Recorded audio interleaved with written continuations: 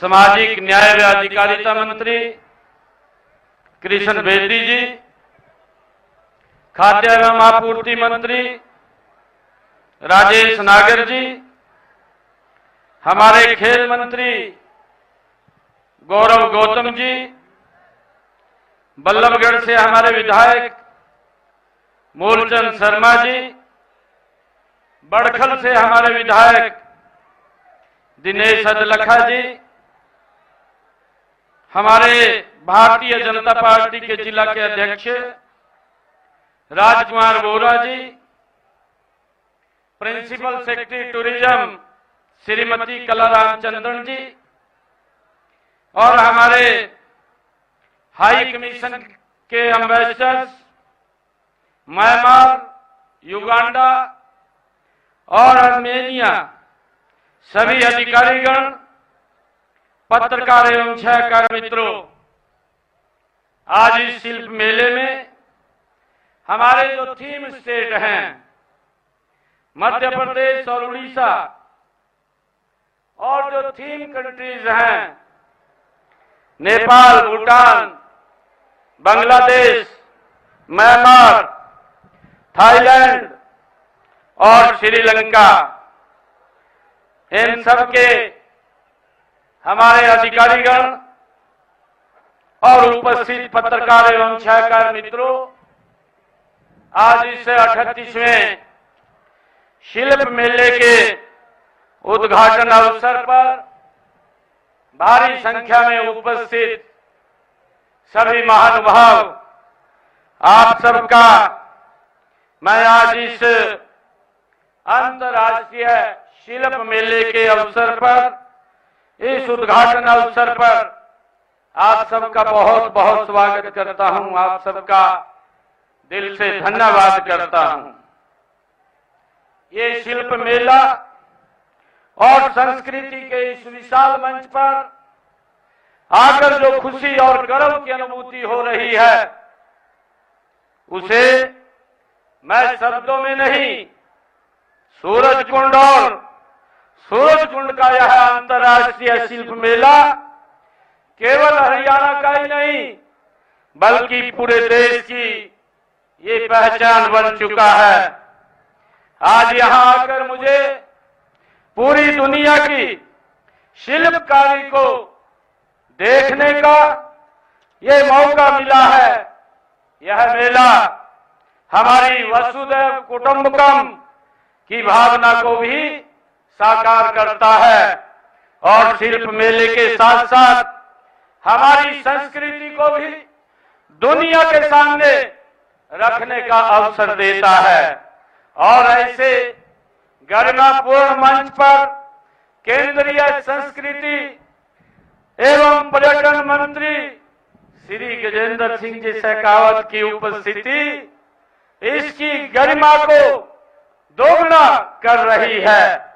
मैं आपका यहां हार्दिक स्वागत करता हूं, आपका दिल से धन्यवाद करता हूं। आपने संस्कृति एवं पर्यटन मंत्री के रूप में ही नहीं, इससे पहले भी शिल्प और संस्कृति को बढ़ावा देने में बड़ा योगदान किया है। आप राजस्थान की उस समृद्धि संस्कृति में पले बड़े हैं जिसकी आज पूरे संसार में एक अलग पहचान है। आपने इस सांस्कृतिक विरासत को बढ़ावा देने के लिए कई महत्वपूर्ण पहल की है। आपने राजस्थान में अनेक ऐसे सांस्कृतिक कार्यक्रमों में सक्रिय भागीदारी निभाई है जो वहां की पारंपरिक कला, संगीत और नृत्य को प्रोत्साहित करते हैं। इस शिल्प मेले के आयोजन में भी आपका महत्वपूर्ण योगदान है। मैं इस मेले के आयोजकों के लिए हरियाणा पर्यटन विभाग, केंद्रीय संस्कृति एवं पर्यटन मंत्रालय, वस्त्र, संस्कृति और विदेश मामले के मंत्रालयों और सूरजकुंड मेला प्राधिकरण के सभी अधिकारियों व कर्मचारियों को भी मैं बहुत बहुत बधाई और शुभकामनाएं देता हूं। हम सबके लिए यह गर्व की बात है कि इस समय प्रयागराज में भी आध्यात्मिक शिल्प के प्रतीक भारतीय संस्कृति, परंपरा और सभ्यता का महान पर्व महाकुंभ चल रहा है। इसमें लाखों साधु संत अपने वर्षों के त्याग और तप से मानव समाज के कल्याण को समर्पित हैं। वहीं दूसरी ओर इस अंतर्राष्ट्रीय शिल्प मेले में हमारे सामने सैकड़ों ऐसे शिल्पकार मौजूद हैं जिन्होंने वर्षों के अथक प्रयास और साधना से अपनी शिल्प कला को निखारा है। इन्होंने हमारी प्राचीन सभ्यता व संस्कृति को अपने उत्पाद के माध्यम से विभिन्न रूपों में प्रदर्शित किया है। वैसे भी शिल्प का मानव सभ्यता और संस्कृति को विकसित करने में महत्वपूर्ण योगदान है। संसार की सभी प्राचीन सभ्यताओं का इतिहास शिल्प के इतिहास को भी प्रकट करता है। मुझे खुशी है कि हमारे देश में तो कला, कलम और रंगों को जीवन का पर्याय माना जाता है। हमारे पूर्वजों ने तो यहाँ तक कहा है कि साहित्य, संगीत और कला से वही मानव समाज बिना सींग व बिना पूंछ के पशु के समान होता है। कला ही हमारे मनुष्य होने का प्रमाण है। आज हमारी कला और शिल्प का पूरी दुनिया में बोलबाला हो रहा है। मानव जीवन में कला, संस्कृति और संगीत का बहुत महत्व है। यह मेला भी इसी महत्व को दिखाने वाला मंच है। यहाँ का दृश्य देखकर मुझे कुछ पंक्तियां याद आ रही हैं। रंग बिखेरे सपने सजे हैं, रंग बिखेरे सपने सजे हैं, कारीगरी के हाथ सूरज कुंड के मेले में भारत की सौगात। धागों में बुनती कहानियां, मिट्टी में बसती जान, कभी लकड़ी की कभी धातु में झलके अपना हिंदुस्तान। पहले इस मेले में एक राज्य को थीम स्टेट और एक देश को भागीदारी थीम कंट्री के रूप में बनाया जाता था। इस बार मेले को शिल्प महाकुंभ का आकार देने के लिए मैं पहली बार मेले में दो राज्यों उड़ीसा और मध्य प्रदेश को थीम स्टेट बनाया गया है। 7 देशों के संगठन बिमस्टेक को भी भागीदारी बनाया गया है। बिमस्टेक में भारत, नेपाल, भूटान, बांग्लादेश, म्यांमार, थाईलैंड और श्रीलंका शामिल हैं। भले ही ये 7 अलग अलग देश हैं, लेकिन इनकी संस्कृति में समानता है और हम सबके हित के लिए एक दूसरे से जुड़े हुए हैं। इन देशों की शिल्प कला बहुत समृद्ध है। उदाहरण के तौर पर बांग्लादेश के ढाका की मलमल विश्वविख्यात रही है। नेपाल की पगोड़ा शैली में बना पशुपतिनाथ मंदिर कला का अद्भुत नमूना है। वहाँ की सपूत शैली और सीकर शैली भी अद्भुत है। इसी प्रकार श्रीलंका की मूलिया शिल्प, केडियन आर्ट, पत्थर शिल्प और मार्ग शिल्प प्रसिद्ध है। म्यांमार में सोने की परत चढ़ाने का जो काम किया जाता है उसका कोई सानी नहीं है। भूटान की परजो, नक्काशी, लहाजो, पेंटिंग, जीजो मूर्ति कला इत्यादि प्रसिद्ध है। आपने रेशम के लिए मशहूर थाईलैंड की वाट संरचनाएं भी कला का बेजोड़ नमूना है। इस मेले का थीम स्टेट उड़ीसा राज्य और पीपली काम, पीतल और बेल धातु, चांदी और पत्थर की महीन नक्काशी जैसे शिल्प के लिए विख्यात है। संबलपुरी कपड़ा, विशेष रूप से संबली साड़ी की कलात्मक भव्यता देखते ही बनती है। उड़ीसा में उपलब्ध इकत, बंधा, बोमकाई, पचपल्ली, हथकरघा साड़ियां भी प्रसिद्ध हैं। इसी प्रकार मध्य प्रदेश का दिल है और अपनी सांस्कृतिक समृद्धि के लिए विख्यात है। वहां के उज्जैन जिले में 12 वर्षों में एक बार लगने वाला सिंहस्थ कुंभ मेला विश्व विख्यात है। मध्य प्रदेश खजुराहो के मंदिरों की उत्कृष्ट मूर्तिकला, बाग प्रिंटिंग की साड़ियों के लिए जाना जाता है।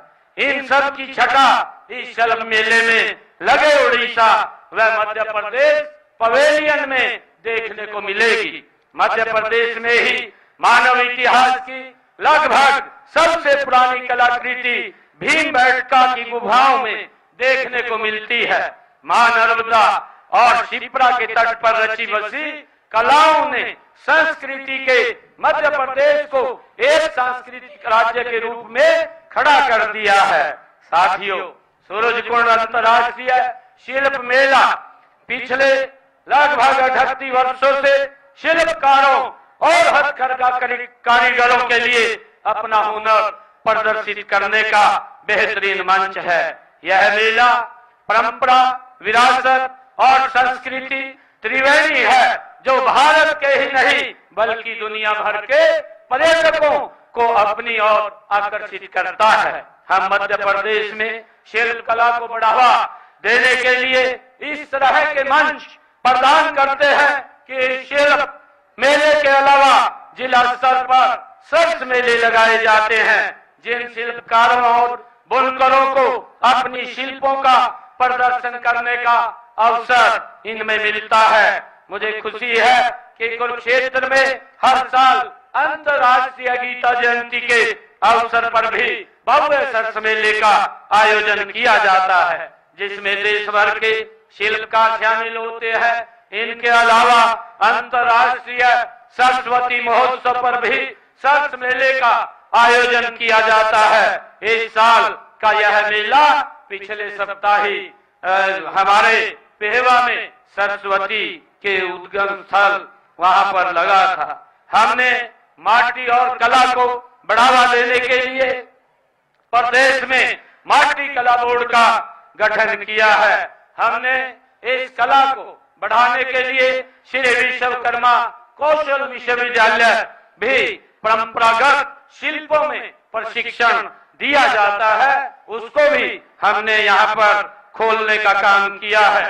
शिल्पकार, बुनकर, कारीगर व कलाकार बहनों द्वारा तैयार माल को बेचने की सुविधा भी हमने स्वापन आजीविका मार्ट का आयोजन भी हमने किया है। राज्य स्तरीय स्वापन मार्ट के आयोजन के अलावा जिला स्तर व उपमंडल स्तर पर भी स्वापन आयोजिका मार्ट का आयोजन किया जाता है। ये मार्ट प्रदेश के शिल्प उत्पादों को पहचान दिलाने तथा हरियाणा के स्वयं सहायता समूहों के स्थानीय कारीगरों एवं शिल्पकारों को अपनी प्रतिभा दिखाने और उत्पादों के बेचने का अवसर प्रदान करता है। यह प्रतिभा को निखारने व उनके उत्पादों की सीधी बिक्री सीधे ही खरीदारों को बेचने का अवसर देती है, साथ ही पर्यटन को भी बढ़ावा देती है। मैं सभी आगंतुकों का से आग्रह करता हूं कि वे इस मेले का भरपूर आनंद लें, विभिन्न स्टॉल पर जाएं, शिल्पकारों से मिलें और उनकी कला को की सराहना करें। हमारी सांस्कृतिक धरोहर को सजोने और उसे आने वाली पीढ़ियों तक पहुंचाने में आपका सहयोग अत्यंत महत्वपूर्ण है। शिल्पियों के पास हुनर है, अनुभव है और परिश्रम है। मैं इस शिल्प कला को गति देने के लिए, बढ़ावा देने के लिए शिल्प व आधुनिक तकनीक का तालमेल भी जरूरी है। मैं यहाँ उपस्थित शिल्पियों से अनुरोध करता हूँ कि वे अपनी कला को और अधिक निखारने के लिए आधुनिक तकनीक का भी प्रयोग करें। यह आधुनिक तकनीक का ही कमाल है कि दूर दराज में बैठा एक शिल्पी आज ऑनलाइन बिक्री प्लेटफॉर्म में से अपने उत्पादों को दुनिया के किसी भी कोने में बेच सकता है। इस तरह से आप हस्त उत्पादों की डिजाइनिंग में भी आधुनिक तकनीक का प्रयोग कर सकते हैं। अंत में मैं कहना चाहूंगा कि सभ्यताएं समागम और सहयोग से ही समृद्ध होती हैं। इसलिए इस दिशा में दुनिया के दूसरे सभी देशों की भागीदारी बेहद महत्वपूर्ण है। मैं चाहूंगा इस मेले को आगे और विस्तार हो, इसमें ज्यादा से ज्यादा संख्या में देश साथ आए। मुझे विश्वास है कि आज यह आयोजन इस दिशा में एक महत्वपूर्ण शुरुआत साबित होगा। मुझे विश्वास है कि देश और विदेशों से आए कलाकार और पर्यटक हमारे अतिथि सत्कार की एक सुखद अनुभूति लेकर जाएंगे। यह अनुभूति उन्हें बार बार हरियाणा आने के लिए प्रेरित करेगी। प्रकृति के बाद अगर कला किसी के हाथ में है तो वो आपके हाथों में है। प्रकृति का भी एक कलाकार ही है जिसने इतने सुंदर और अद्भुत संसार का सृजन किया है। मुझे खुशी है और वही कला और हुनर आपके हाथों में है। मैं आपके कला, हुनर, हौसले, सृजन और शिल्पकारी को नमन करता हूँ, प्रणाम करता हूँ। इन्हीं शब्दों के साथ मैं एक बार फिर केंद्रीय सांस्कृतिक एवं पर्यटन मंत्री आदरणीय गजेंद्र सिंह जी शेखावत आज इस 38वें अंतर्राष्ट्रीय शिल्प मेले के उद्घाटन के अवसर पर आज का हमें मार्गदर्शन मिलेगा। मैं आपका पुनः स्वागत करता हूं, आपका अभिनंदन करता हूं और आप सबको बहुत बहुत शुभकामनाएं आज इस मेले के उद्घाटन अवसर पर मैं देता हूं। इन्हीं शब्दों के साथ जय हिंद, जय भारत, जय भारत। सूरजकुंड मेले की शुरुआत हो गई है और मुख्यमंत्री नायब सिंह सैनी ने इस मौके पर वहां उपस्थित लोगों को, जो लोग मेले में पहुंचे हैं, उनको संबोधित भी किया और इस दौरान उन्होंने कहा कि हमारी कला और शिल्प का दुनिया में बोलबाला है।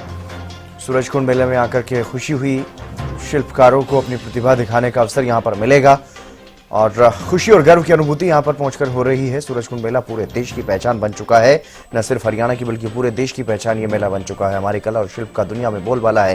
ये बड़ी बातें यहां पर मुख्यमंत्री कहते हुए नजर आए और ये भी उन्होंने यहां पर कहा कि कला का कितना महत्व है हमारे जीवन में। और ये मेला पिछले 38 सालों से ऐसे लोगों के लिए जो हस्तशिल्प हैं, अपने हाथों से उत्पाद बनाते हैं, हथकरघा और हस्तशिल्पियों के लिए ये जो मेला है वो एक बहुत बड़ा अवसर लेकर के आता है। और इस मेले में इस बार कोई एक नहीं बल्कि 2 राज्य, इसके सहयोगी राज्य इस बार बनाए गए हैं, उड़ीसा और मध्य प्रदेश, हरियाणा के साथ साथ, और साथ ही 7 देशों को भी पार्टनर रखा गया।